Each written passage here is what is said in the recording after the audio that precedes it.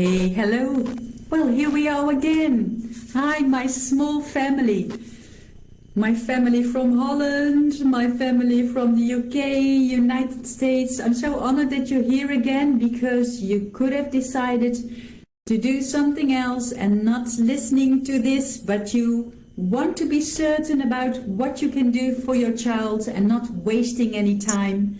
And like I said yesterday or the day before, I just take my drawing again. You see this person and crossing the bridge, and you want to do this faster and focused.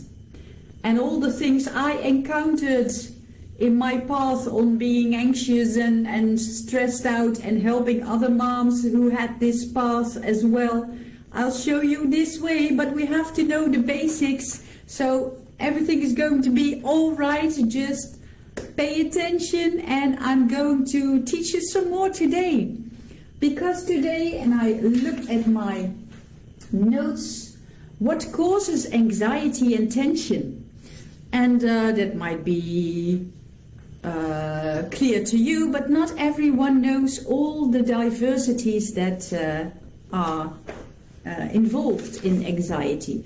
So you have this. I always like to draw. I think it's so imaginary, so good to see. So you see at the bottom this green face and everything is okay.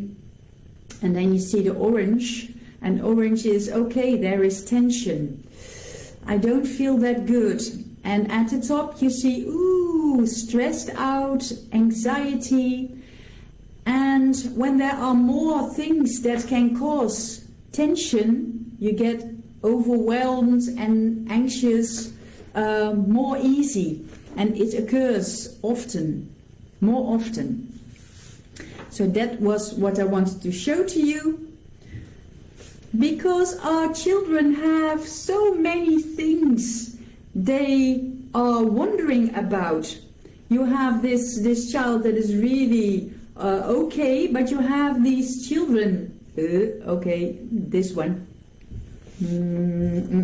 Yes, I have it. Who have all those questions, and they have this small head and that small body, and they don't know how to cope with it. So that is causing tension and anxiety. And I'm going to say to you what the main things are that cause anxiety and tension. And we don't like that word, anxiety and tension. That's not comfortable, that's not happy, that's not joyful, but yeah, well, that is a dark side inside of us, inside all of us, and we just have to embrace it because it's there and we can turn it around, and you can do that with your child as well. So I'm going to say to you 4 or 5 things that really cause anxiety. And everything has to do with not feeling safe. Remember, we talked about the trampoline. So your child isn't feeling safe. It can't really have this bottom. It can't jump. It just falls through the spirals and just lands on the floor, and it hurts itself. It doesn't have that stable basis. So one of the first things that really are making children anxious is when they don't understand what is going on. And most of the time it's social situations. They don't know where they are going. They don't know how long they are going to be over there. They don't know who is there. They don't know if there's someone who is not nice to them, because some other time there were children who weren't that nice. So all kinds of social situations that really make them, give them question marks. And they feel it in their body and they feel it in their head, and they just get startled. They go and stall because they don't want to put on their shoes, or they complain about stomach ache, or they start to argue with sisters or brothers or whatever because they have these questions. And I have this puppet I showed you yesterday, and you see this puppet has a closed mouth. And that is the other side. So the other side is, and I knew from 50 years ago, I had all those feelings and all those thoughts in my head and feelings in my body, and I couldn't make words of it. So I couldn't say what was going on. Like this puppet, there can't come out words that really say what is the problem. So then you have to build a bridge, like I do with those puppets or with other items, or like this, what I told you yesterday. Those are perfect creative bridges to open the conversation or to make something lighter, and then you can talk about it.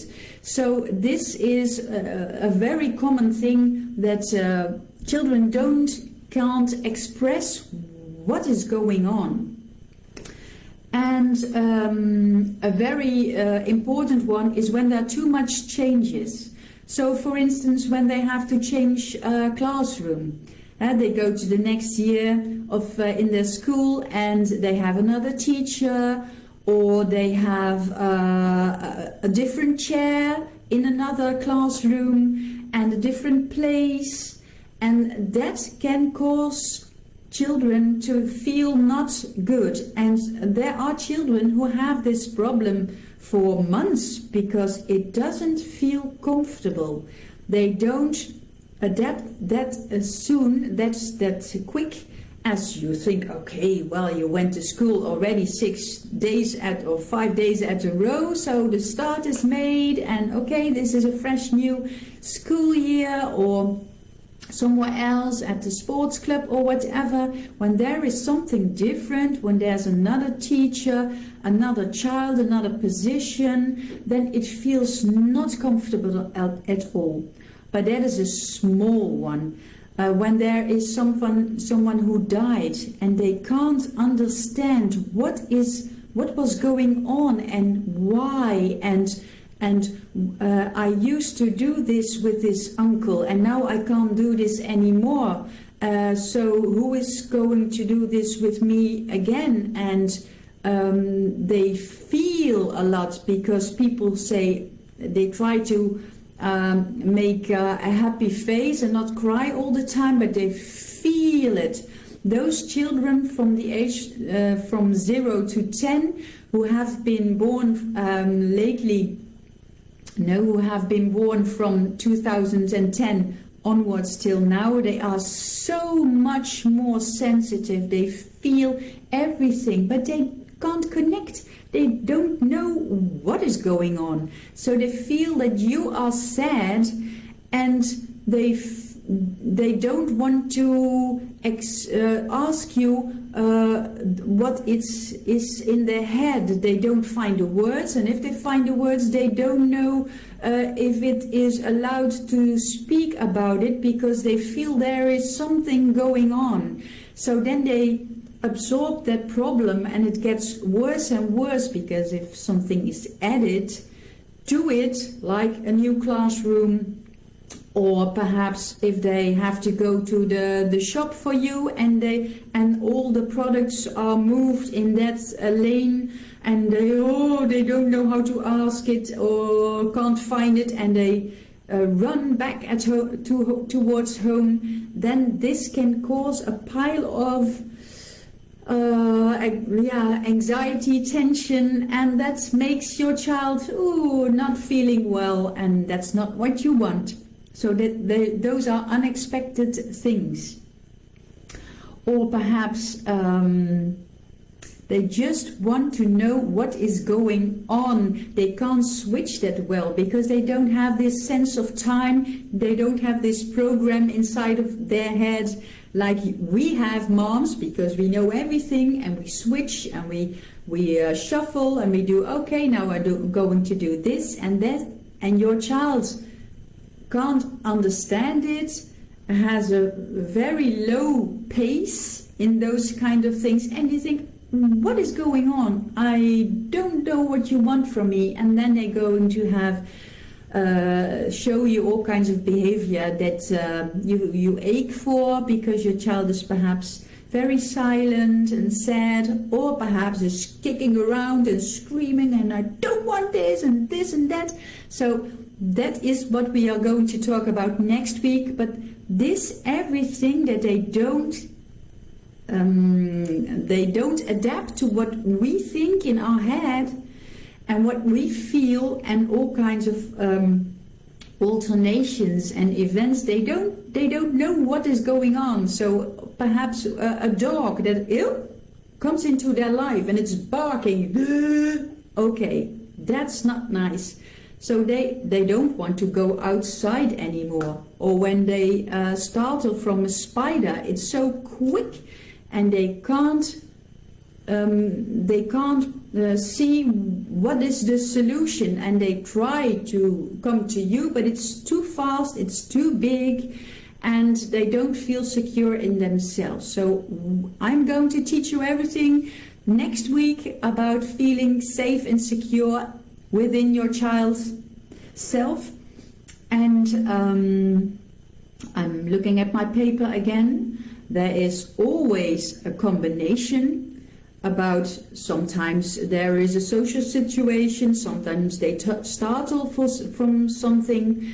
There's always a combination, but those children whom I mentioned, and your child is one of those children who is very young, until approximately till the age of 10, and they have sensory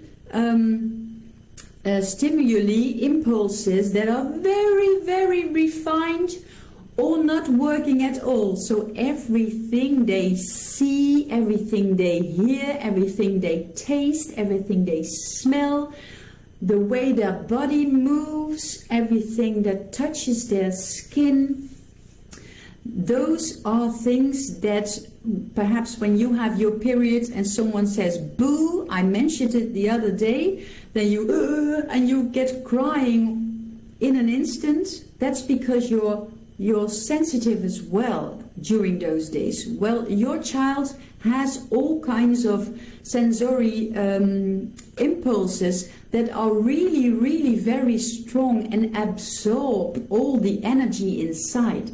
So when there's this little baby and it's small and a small body and a small head, and there's this television that is blah, blah, blah, blah, blah, very loud, we don't hear it anymore, we're just talking with other people, and there's this dog barking, someone at the door, you're baking a cake, your child is trying to do all kinds of moves, and everything together can make your child go, what is going on? And it can collapse, it can be very crying all the time, and it can't pronounce what it is feeling, but it is overwhelmed. It's totally overwhelmed from all those impressions. And then there's this first bite with a structure they don't know, with a taste they don't know, and it's overwhelming. And every child has his own stronger sensory impulse. So for some people there's this mouth, and they can't eat certain things, or they get, oh mom, can't you just chew less loud? And you think, less loud? What are you talking about? So I'm just, my binoculars, I don't want to overwhelm you, just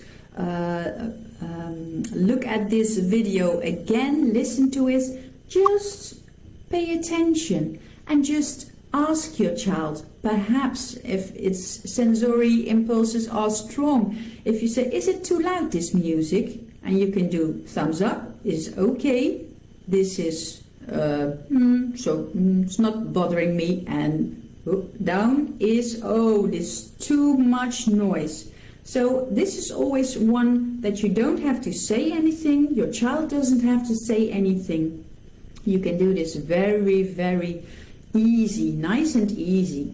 So this one, thumbs up, this is okay, and this is not nice.